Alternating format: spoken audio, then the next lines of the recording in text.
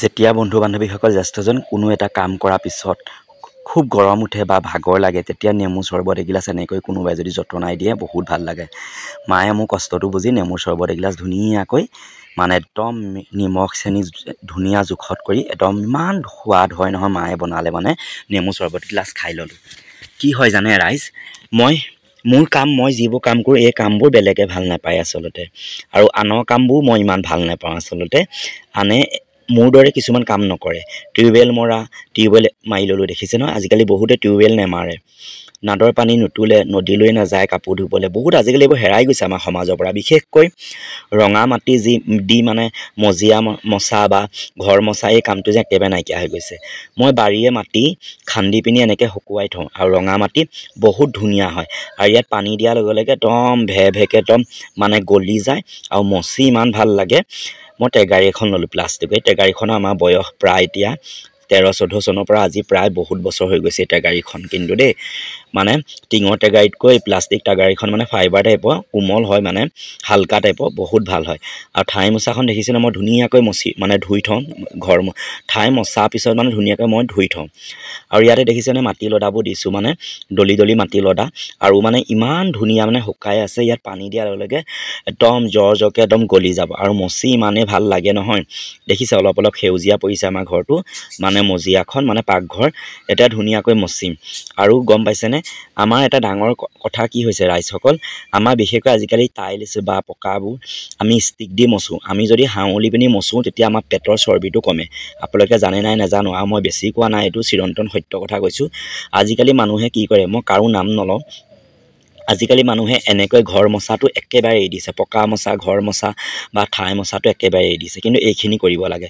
মই লাইভত বহুত কথা কওঁ, কিন্তু মই ভিডিঅ'ত ক'ব নোৱাৰোঁ। আজিৰ পৰা সেইকাৰণে মই লাইভৰ পৰিৱৰ্তে মই ভিডিঅ' বনাই কিছুমান কথা ক'ম। আমাৰ পানী তোলাটো, শাক তোলা বা আমাৰ নাদৰ পৰা পানী তোলা বা টিউবৱেল মৰা, এইবোৰ আমাৰ এটা এটা এক্সাৰচাইজ, মানে ব্যায়াম আছিল, বুজি পাইছে। ৰাতিপুৱা চোতালখন সৰা, মই চোতাল সৰা ভিডিঅ' দেখুৱাম কেতিয়াবা। খুব ৰাতিপুৱাই সোনকালে যেতিয়া শুই উঠি আমি চোতালখন সাৰোঁ তেতিয়া কোমল ৰদালি ওলাই থাকে, বেলি, আৰু তাত আমাৰ ভিটামিন ডি থাকে। এই নখকেইটা দেখাইছোঁ। নখটো কেলৈ দেখাইছোঁ মানে বহুতে কয় নখ কলা পৰিব, নখত মাটি সোমায়। মোৰ কিন্তু নখকেইটা দীঘল, এতিয়া মই কাটি পেলালোঁ বাৰু। নখবোৰ মোৰ দীঘলকৈও ৰাখোঁ কেতিয়াবা, মানে ভাওনা বা বিহুৰ কাৰণে দেখিবলৈ ভাল লাগে। আৰু জেতুকা এনিটাইম মোৰ জেতুকা হাতত থাকে। মই সঁচা কথা ক'বলৈ গ'লে একদম গাঁৱৰ যিবোৰ আমাৰ পৰম্পৰা নীতি নিয়ম ভাল পাওঁ। আৰু ঢেঁকীটো কেলৈ কাপোৰ দিয়ে ঢাকি থৈছোঁ গম পায়, ৰ'দ পৰে মানে, অলপ অলপ ৰ'দ পৰে। আৰু তাৰ পাছৰ কথাটো আহি গ'ল এতিয়া, আমি কি হৈছে পদূলি সৰাটো, ৰাতিপুৱা আমাৰ যেতিয়া কোমল ৰদালি ওলাই আহে, ভিটামিন ডি থাকে, আমি সকলোৱে জানো। আৰু আমি যি বস্তু খাওঁ, যিমান আমি টেবলেট খালোঁ ভিটামিন ডি আমি কেতিয়াও আমি মানে ডক্টৰ কোৱা মতে, মোৰ কথা নহয়, কেতিয়াও আমি মেডিচিনৰ পৰা ভিটামিন ডি নাপাওঁ। সেইকাৰণে আমি খুব সোনকালে উঠি যি চোতালখন সাৰোঁ। আৰু বহুত পুৰুষেও চোতাল সাৰে, এইটো কিন্তু ভাল কথা। আমাৰ সমাজত এটা নিয়ম আছে যেন পুৰুষে মানে মানুহজনে বাঢ়ি চোতাল গচকিব নালাগে। সেইটো এটা মিছা কথা। আচলতে যিজনে পাৰে সোনকালে উঠি চোতালখন সাৰিব লাগে, পুৰুষ মহিলা বুলি কথা নাই। আৰু প্ৰথম কথাটো হৈ গৈছে, চোতালখন সাৰোঁতে মই নিজে প্ৰমাণ পাওঁ, আমাৰ গাটো শৰীৰটো আমাৰ কি হয় যায়, হাউলি যায়। আমি যেতিয়া হাউলি যায় আৰু তেতিয়া মানে এটা ব্যায়াম কৰাৰ নিচিনা হয়, খুব ঘাম ওলায়। তেতিয়া আমি ৰাতিপুৱা খোজ কাঢ়িবলৈ মই কেতিয়াও উঠিব নোৱাৰোঁ। আৰু মই এনেও 6টা 5:30 তেনেকুৱাত উঠোঁ, কেতিয়াবা 9টা, কেতিয়াবা 11টা বাজে, কেতিয়াবা মই দিনটোৱে শুই থাকোঁ। কিন্তু যিকেইদিন উঠোঁ এটা মানে নন ষ্টপ সোনকালে কণ্টিনিউ উঠোঁ ক্ৰম অনুসৰি। আৰু চোতালখন সাৰিলে কি হয়, আমাৰ এটা ব্যায়াম কৰা হয়। আৰু ইয়াত দেখিছেনে মই হাউলি যেন মচিছোঁ। আমি ঘৰ মচিলে কি হৈ যায়, এনেকৈ পকা বা টাইলছবোৰ যেতিয়া আমি মচোঁ নহয়, তেতিয়া আমাৰ পেটৰ চৰ্বিটো যথেষ্ট কমে। এইটো এটা ব্যায়াম হৈছে। বহুতে এতিয়া ক'বা আপুনি বাওঁহাতে কাম কৰে নি, মই বাওঁহাত নহয়, মানে ফ্ৰণ্ট কেমেৰাটোৰ কাৰণে মোৰ সোঁহাতখন বাওঁহাত লাগে। এতিয়া মই এই কথাটো ক'ব বিচাৰিছোঁ, আমি অতীজৰ সেই নদীলৈ যোৱা, কলহত পানী অনা, তাৰপাছতে টিউবৱেল মৰা, পুখুৰী পানী তোলা, চোতাল সৰা, গোহালি অঁতৰোৱা, ডেক্সিত মানে কেটলিত পানী গৰম কৰা, চাহ বনোৱা, সেইবোৰ আমি এৰি দিছোঁ। জাগ দিয়া, এই কথাবোৰ আমি এৰি কেলৈ দিছোঁ ৰাইজ। আমি ধনী হ'লেও, টাইলছ দিয়া ঘৰ হ'লেও, 2 মহলীয়া হ'লেও, 5 মহলীয়া হ'লেও, আমাৰ যদি একোঠা কেঁচা ঘৰ থাকে, আৰু কেঁচা ঘৰত কোঠাত যদি আমি এনেকৈ মহিলাসকলে, যিসকল বেছি শকত, তেওঁলোকে যদি অলপ মচে হাউলি, আৰু মই মেখেলা পেটিকোট এইকাৰণে পিন্ধি লৈছোঁ, মানে ভিডিঅ'টো কিবা এটা হওক বুলিয়ে। আৰু মই ইয়াৰ এটা শ্বৰ্ট ভিডিঅ' বনাইছিলোঁ, যথেষ্ট চলিছে। আৰু প্ৰথম কথাটো হৈ গ'ল, আপোনালোক এইটোৱে মই জনাব বিচাৰিছোঁ, আমি এই কামবোৰ পদূলি সৰা, বিশেষকৈ চোতাল সৰা কামটো আমি ৰাতিপুৱা যদি কৰোঁ নহয়, আমি খোজকাঢ়িব নালাগে। মই কৈছোঁ, মোৰ ফালৰ পৰা কৈছোঁ, ডক্টৰে মোক কিবা বেয়া পাবও পাৰে, কিন্তু ডাঙৰ কথা নহয়। আমি খোজ কঢ়াৰ লগে লগে আমাৰ এটা ব্যায়াম হৈ যায়। আপোনালোকে কৰি চাবচোন, ৰাতিপুৱা 5টা বজাত 6টা বজাতে শুই উঠি পিনি চোতালখন সাৰিব, যদি যি দীঘলীয়া পদূলি আছে গোটেই চোতালখন সাৰিব হাউলি, আমাৰ ঘাম ওলাই যায়, আৰু সেয়া আমাৰ এটা ব্যায়াম হৈ যায়, মৰ্ণিং ৱাক হৈ যায়। কিমান সুন্দৰকৈ মচিলোঁ দেখিছেনে? মোৰ এতিয়া নহয়, মই প্ৰায় ক্লাছ 5-6 মানে 4ৰ্থ মানৰ পৰাই মই ঘৰ মচিছোঁ, আৰু এতিয়ালৈকে মচি আছোঁ। মই এইটো পৰম্পৰাটো কেতিয়াও এৰি দিয়া নাই। এইটো পৰম্পৰা, ৰীতি নীতি বুলি কথা নহয়, এইটো এটা ব্যায়াম বুলি মই ভাবোঁ, আৰু এইটো চাফা চিকুণ এটা কথা। দেখিছে নহয়, এই মানে ইয়াতে কি হৈ গৈছিলে, আমাৰ বালি চলা চালনী দুখন আছিল, তাত মই বস্তা দি তুলি থৈছোঁ, আৰু বস্তাৰ তলডোখৰো মই মচি আনিছোঁ ধুনীয়াকৈ। আপোনালোকক মই এইটোৱে অনুৰোধ জনাইছোঁ, আমাৰ যিবোৰ পৰম্পৰাগত, আমাৰ যিবোৰ পুৰণি কাম, এই মাটিয়ে ঘৰ মচা, বেৰ লেপা, গোবৰ দি এই কামবোৰ কৰিব, কলহত পানী অনা, আমিতো মূৰত এটা কাষত এটা আমাৰ গাঁৱত মানুহে আনিছিলে। এতিয়া সকলোৱে ঘৰ চামাৰচেবুল হ'ল, টিউবৱেল হ'ল, টেপ হ'ল, ছুইচ টিপিলে আজিকালি পানী ওলায়। সেইকাৰণে আমাৰ মানুহবিলাকৰ কি হৈ গৈছে গম পাইছেনে? বহুত হৰেক ৰকমৰ বিভিন্ন ধৰণৰ ভিন ভিন বেমাৰবোৰ আমাৰ আৰম্ভ হৈছে।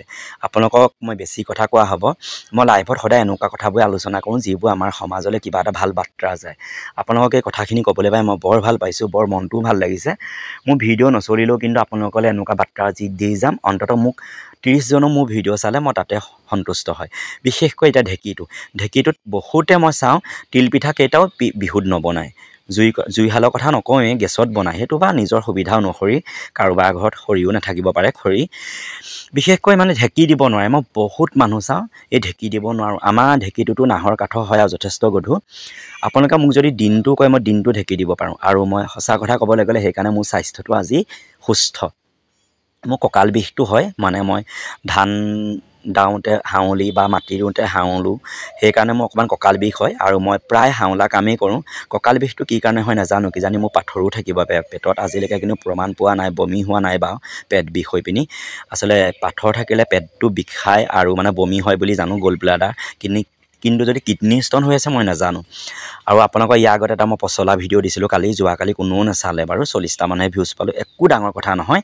আচলতে মনত ৰাখিব, ভাল কাম, সত্য আৰু শুদ্ধতাত কেতিয়াও মানুহে ছাপোৰ্ট নকৰে। বেয়া কাম, বেয়া যিবোৰ আমাৰ আছে 2 নম্বৰী, সেইবিলাকত ৰাইজে সকলোৱে ছাপোৰ্ট কৰে। আপোনালোকে আচলতে এনেকুৱা আমাৰ ভেচেলি আইতা মোক বা এনেকৈ আপোনালোকে ছাপোৰ্ট কৰি যাবচোন। মই কি বেয়া ভিডিঅ' দিছোঁ এইটো? ঘৰ মোচাটো আমাৰ স্বাস্থ্যৰ কাৰণে কিমান উপযোগী ভাবক। আমাৰ মাহঁতে 4টা ল'ৰা ছোৱালী পালে, ঘৰতে পালে। বাইদেউ 2জনী, ভণ্টি, মই। আমাৰ মায়ে ঘৰতে 4টা ল'ৰা ছোৱালী পাইছিল। মানে বেয়া শব্দত কোৱা নাই, সঁচা কথা ঘৰতে পাইছিল। কোনো ডক্তৰৰ মেডিচিন লোৱা নাছিল। নদীৰ পৰা মোৰ মনত আছে, বাইদেউ ভণ্টিক মোক লৈ যায়, তেতিয়া ভণ্টি জন্মই হোৱা নাই। বাইদেউ দুগৰাকী মোক লৈ যায়, কাপোৰ ধুব, আমাৰ তিনিওটাকে গা ধুৱাই দিব, তাৰপাছতে একলৰ পানীও আনিব, মূৰত কাপোৰৰ বাল্টিংটো। ভাবক, আগৰ বোৱাৰী, আগৰ মাইকী মানুহ, আগৰ মহিলা আৰু এতিয়া মহিলা। আৰু ৰাতিপুৱাই ধান দাবলৈ যায়। দেউতা ঢুকোৱাৰ পিছতে কি হৈ গ'ল, আমাৰ মায়ে লোকৰ ঘৰত হাজিৰা কৰিবলগীয়া হৈছিলে। ধান জাৰেগৈ, ধান দায়, মাটি ৰুৱে। সঁচা কথা ক'বলৈ গ'লে এতিয়া অন্ততঃ যিমান পাৰোঁ মই কষ্ট কৰি ঘৰখন চলাই আছোঁ। বন্ধু, ভিডিঅ'টো কেনেকুৱা লাগিল জনাব।